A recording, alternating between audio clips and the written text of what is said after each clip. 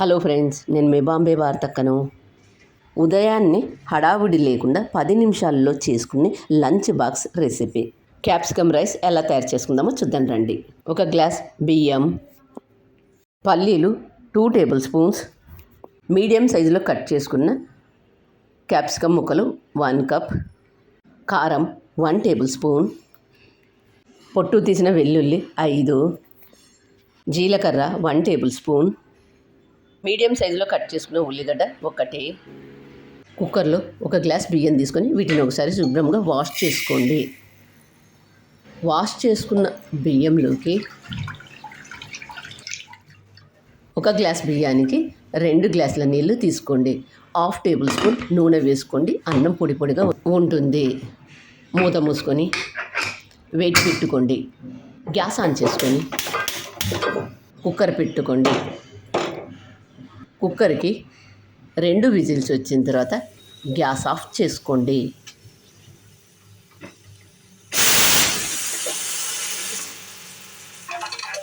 Gas on చేసుకొని పోపు గరిటె పెట్టుకొని అందులో 2 టేబుల్ స్పూన్ల పల్లీలు వేసుకొని వేయించుకోండి. గింజ లోపల వరకు వేగాలి అంటే సన్నటి మంట మీద పల్లీలను బాగా వేయించుకోండి. ఇలా వేయించుకున్న పల్లీలు పూర్తిగా చల్లారిన తర్వాత ఒక మిక్సీ జార్లోకి తీసుకొని 1 టేబుల్ స్పూన్ కారం, 1/2 టేబుల్ స్పూన్ జీలకర్ర, పొట్టు తీసిన వెల్లుల్లి 5 వేసుకొని మూత మూసుకొని వీటన్నింటిని కోర్సుగా మిక్సీ చేసుకోండి. ఇలా కోర్సుగా మిక్సీ చేసుకోవడం వల్ల మనం క్యాప్సికమ్ రైస్ తినేటప్పుడు పంట కింద తగులుతూ ఉంటే బాగుంటుంది. మిక్సీ చేసుకున్న దాన్ని పక్కన పెట్టండి. కుక్కర్కున్న ఆవిరంతా పోయిన తర్వాత మూత తీసి చూద్దాం. చూడండి, అన్నం ఎంత పొడి పొడిగా ఎంత బాగుందో. ఈ అన్నాన్ని ఒక ప్లేట్లోకి తీసుకుందాం.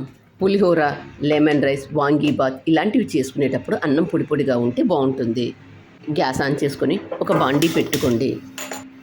అందులో 3 టేబుల్ స్పూన్ల ఆయిల్ వేసుకొని ఆయిల్ వేడైన తర్వాత తాలింపు గింజలు వేసుకొని తాలింపు గింజలు చిటపట్లాడిన తర్వాత ఇందులో మీడియం సైజులో కట్ చేసుకున్న ఉల్లిగడ్డలు వేసుకోండి.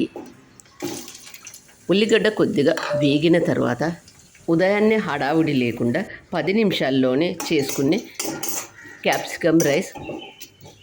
ఉల్లిగడ్డ వేగిన తర్వాత ఇందులో కట్ చేసుకున్న క్యాప్సికమ్ ముక్కలు వేసుకొని క్యాప్సికమ్ ముక్కలు వేసిన తర్వాత సగం వేగితే సరిపోతుంది.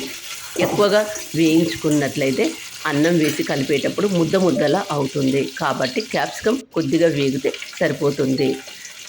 క్యాప్సికమ్ చాలా త్వరగా వేగుతుంది. ఇప్పుడు ఇందులో పసుపు, ఉప్పు, రైస్ ఐటమ్స్ తీసుకునేటప్పుడు అన్నం పొడి పొడిగా ఉంటే బాగుంటుంది. లంచ్ బాక్సులకు పెట్టేటప్పుడు కొద్దిగా చల్లారిన తర్వాత మాత్రమే పెట్టండి.